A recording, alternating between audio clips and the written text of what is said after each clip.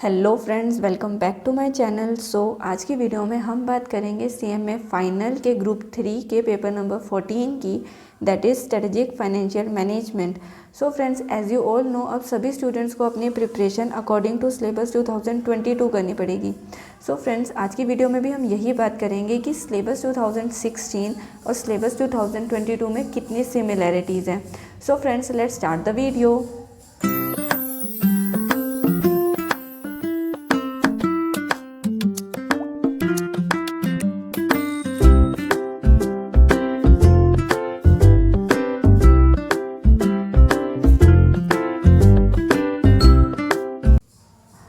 Friends, सबसे पहले हम पेपर नंबर 14 के सिलेबस 2022 के अकॉर्डिंग कंटेंट डिस्कस कर लेते हैं। फ्रेंड्स, इस सब्जेक्ट में सबसे पहला सेक्शन है हमारे पास सेक्शन ए, इन्वेस्टमेंट डिसीजन का, जिसकी वेटेज है 25%। देन है हमारे पास section B, security analysis and portfolio management with weightage of 35%। Then हमारे पास सेक्शन सी है, financial risk management with weightage of 20%। Then section D है हमारे पास international financial management with 15% weightage. And last section हमारे पास section E, digital finance with 5% weightage. Friends, ये तो हो गए हमारे पास सेक्शंस। अब हम बात करते हैं पर्टिकुलर सेक्शन में कौन कौन से टॉपिक जो है वो ऐड ऑन हुए हैं। सेक्शन ए, इन्वेस्टमेंट डिसीजन में हमारे पास सिक्योरिटाइजेशन जो है वो न्यू टॉपिक है, जिसकी वेटेज जो है वो लीसिंग डिसीजन के साथ ही कंबाइन हुई है, जिसकी वेटेज है 5%।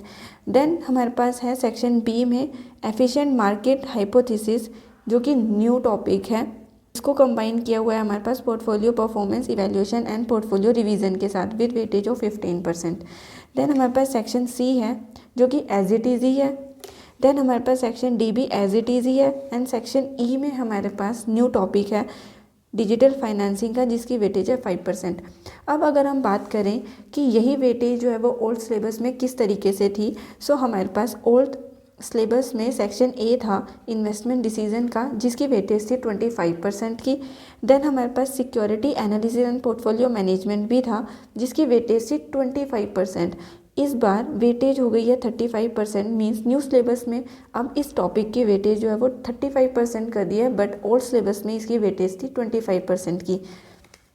देन हमारे पास सेक्शन सी था फाइनेंशियल रिस्क मैनेजमेंट का, जिसकी वेटेज अब 20% कर दी है, बट अगर हम ओल्ड सिलेबस की बात करें तो उसकी वेटेज थी 30% की।